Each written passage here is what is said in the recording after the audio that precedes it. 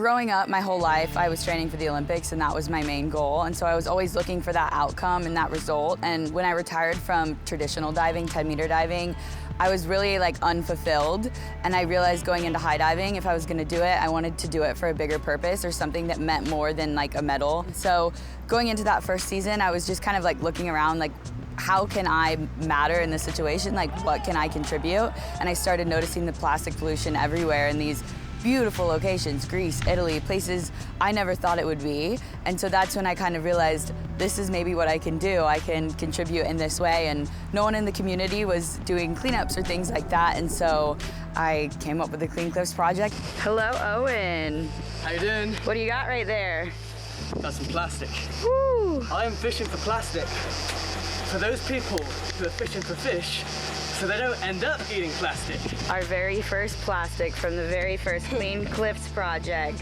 It started as a really small initiative, just a couple of my friends and I, we would do a cleanup here and there, and then slowly started to grow as people supported it. Woo! First Clean Cliffs mass dive.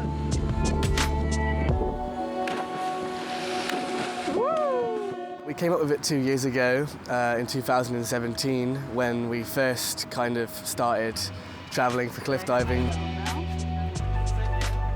We were just seeing the same thing over and over again, that everywhere, no matter if it's a busy tourist destination or a super remote location, you can find just pollution there, plastic pollution, water pollution. So we came up with the Clean Cliffs project and we started doing our own little cleanups, and then we decided to make it into a little organisation and get people involved, go on trips and just push it from there on. We are here in Bali. It is project number 3 and it is crazy. The pollution problem is absolutely unreal. It's way worse than I could have ever imagined. Like, it's absolutely crazy and it's so sad and it's heartbreaking, and it's something that really needs to be addressed, like now. 2 years ago, I was fortunate enough to travel to Bali for a month and kind of get to witness it. And you see these videos online of like, oh, this is what it looks like, and you just think like, oh, that's probably the worst of the worst of the worst. Like, it probably doesn't really look like that. And it just doesn't even touch the surface. It really is terrible. And so once you see that, it really, it's in your heart. You want to do something about it. So it's sad. Plastic pollution today is a huge issue. We produce 300 million tons of plastic every year. 8 million tons of that gets dumped in the ocean. And unfortunately, 40% of that is single-use plastic. So I think a lot of people think plastic and now it's bad, but it started as a really good thing. Plastic was created to make medical equipment, helmets, to make us safer, clean drinking water. It was so useful and it helped the everyday person get a lot of different products. However, on the other side of that, single-use plastic, like water bottles, bags, things like that, that created this kind of epidemic of too much plastic that we're just discarding. I mean, the average piece of plastic has a lifespan of 12 minutes, which really is not long at all. So it's sad that we use that and we don't see the benefits in plastic and what it can do, and we're just letting it harm the environment.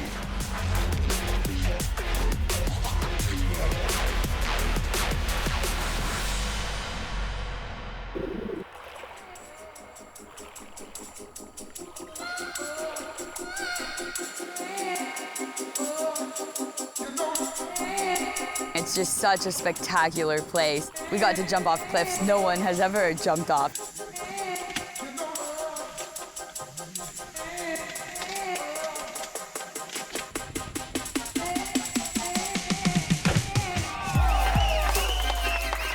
It's kind of like making history in one standpoint, but then to also be in such a beautiful place and still have this opportunity to clean up kind of highlights how even the most beautiful places in the world still are dealing with this issue of plastic pollution. I mean, El Nido is pretty remote, so you wouldn't necessarily think it would be too dirty, but it was.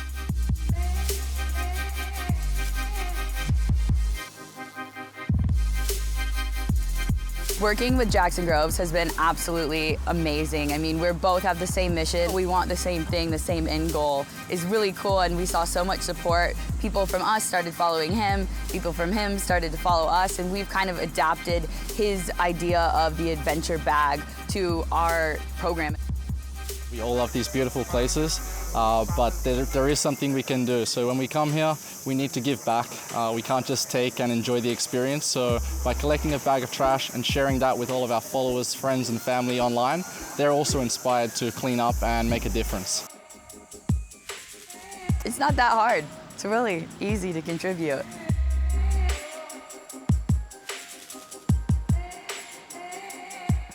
It's not great when we have to clean up, but it was cool to be able to combine our passion of taking care of the earth and giving back and also diving.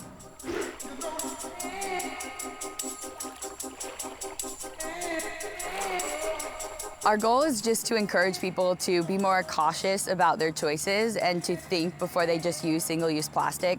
I mean, it's really easy to just buy a reusable bottle and bring that with you rather than constantly buying plastic bottles. You can do really little things that's not gonna change your whole life and all your habits. Like, you don't have to completely stop using plastic altogether, but you can make small changes that do make a difference. And we find that once people make those changes, they start to make more and more and more.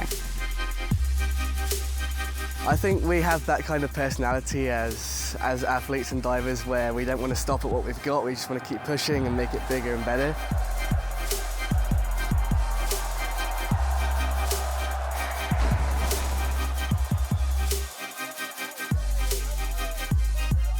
Cliff diving, it means the world to me, honestly. I thought I loved diving when I did normal diving, but I had no idea until I started cliff diving. It's one of those things that it's more than just a sport itself. Like, when I did my first high dive, I just realized I could do anything in the world. Like, I could be a doctor, I could be a brain surgeon, I could be a teacher, I could be anything. Like, it teaches you so much about life and yourself and overcoming your fears, and it's just the most incredible thing in the world. So it's helped me grow as a person and just a young woman, and so it's incredible, and it means the world to me.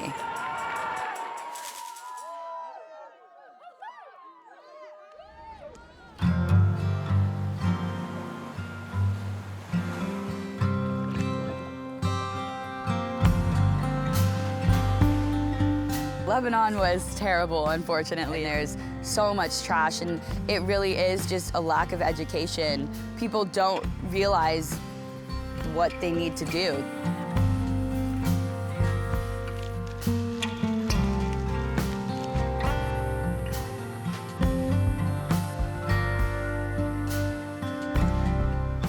This is my 30th country I've traveled to, and by now it's not surprising. This is a global trash problem that's it's sweeping over the world, really, and people are just starting to kind of realize now how bad it's gotten, and it's all a bit late.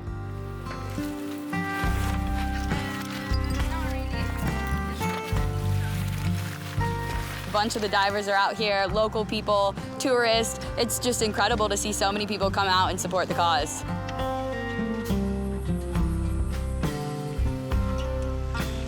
A lot of plastic in these woods. It's a bit frustrating, and you wonder like how long it's gonna take for us, for the whole mankind to clean up Earth. I think like at least 1,000 years. If you don't know how to recycle, or you don't know why it's important to distribute your plastic waste in the appropriate way, then you're not going to do it. So sometimes it just simply comes down to a lack of education and people needing to be informed and taught how to deal with their plastic correctly so that we don't have this huge mess like we had in Lebanon. I think it can be a little bit demoralizing sometimes when you do all these cleanups, but it's still all out there, you know. It's impossible probably to pick up every piece of trash there is out there because it's just incredible how much there is, and you're not going to find every piece. There is over 1 trillion cigarette butts dropped on the ground every year. It's crazy. You smoke, just put it somewhere better than the ground. The trash can, maybe. What we've got right now is impossible to clean up, so it's just about stopping it, really.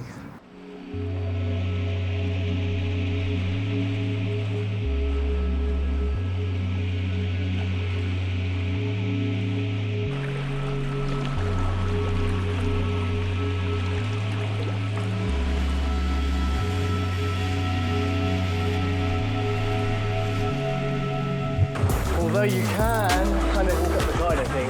I would love to try right there. There's no way you would get up. I think these trees, you can definitely kind of get up somewhere. Oh, I see what you mean now. We found the first cliff of the day. Little, but a good warm-up. This is what it's all about.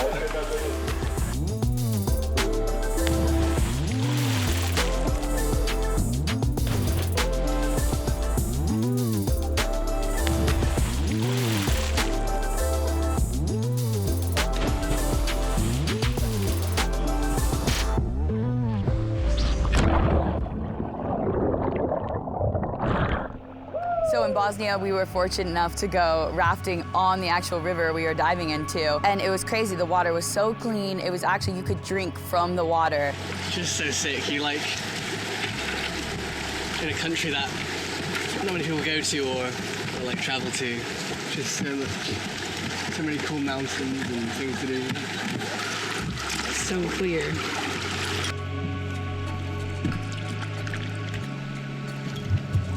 As you went down the river more and more, you started to see more trash, and it was dirty, and our guide was like, now you cannot drink that water, it's really dangerous. So even super pristine rivers can get clogged up sometimes. So it was really interesting to see how quickly that change can be made, and how just, you know, a couple kilometers down, it's dirty, and it was so clean before. So it's really crazy to see how quickly it changes. We came across this huge trash pile.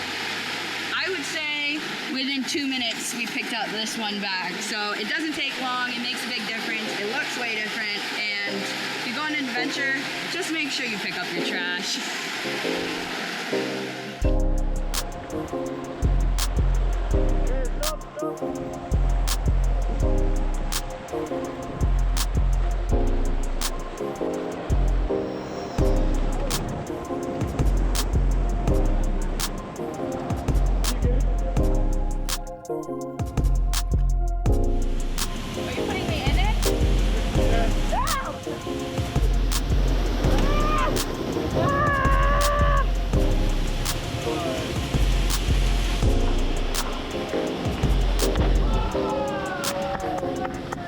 Whenever we go to a new place, we try to experience it, see what it has to offer, try new things, and then leave a positive impact when we leave.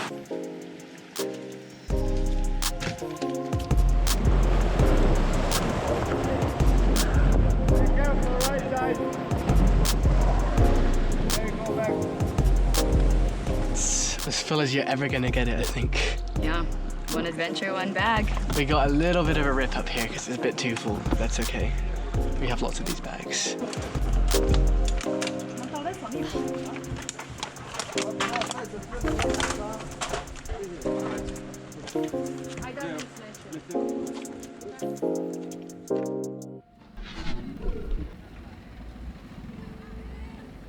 The ideal world would be, I'm not going to say plastic free. Unfortunately, plastic never will be gone. Like, it doesn't break down, it doesn't biodegrade, it's always going to be there. So the ideal world would be a world where there's not more plastic than there already is, honestly.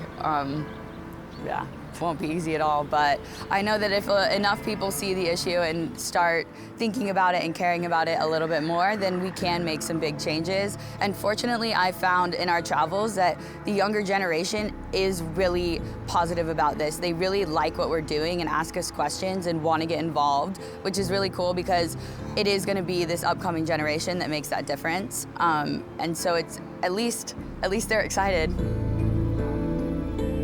I think in 2040 the world is going to be a very interesting place. I don't think anybody knows exactly how it's going to be, but I hope that by that point we've left a really good mark on the world and you know, inspired people to live sustainably and that we can keep going strong as humanity, really. I want a ton of babies. I want like 6 kids, actually. But the more I think about it, is like, what kind of world will I bring them up in? And I mean, I think I'll for sure have kids either way, maybe not 6, maybe like 1 or 2. But if the world goes in a way more positive way, who knows? But I pray that they're gonna be able to see the world in an even more beautiful way than I saw it. That's my goal and my hope, and I think as long as you hold that hope and you try to share that with other people and inspire other people, then it can be possible.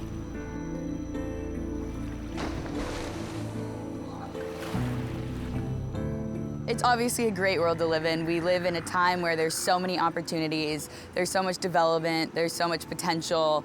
We can be anyone we want to be. I mean, 100 years ago, I couldn't be a cliff diver. I couldn't travel the world like I am now. So we live in a great world. I think we just take for granted what we have, and sometimes we don't realize that this world isn't going to stay this way unless we take care of it.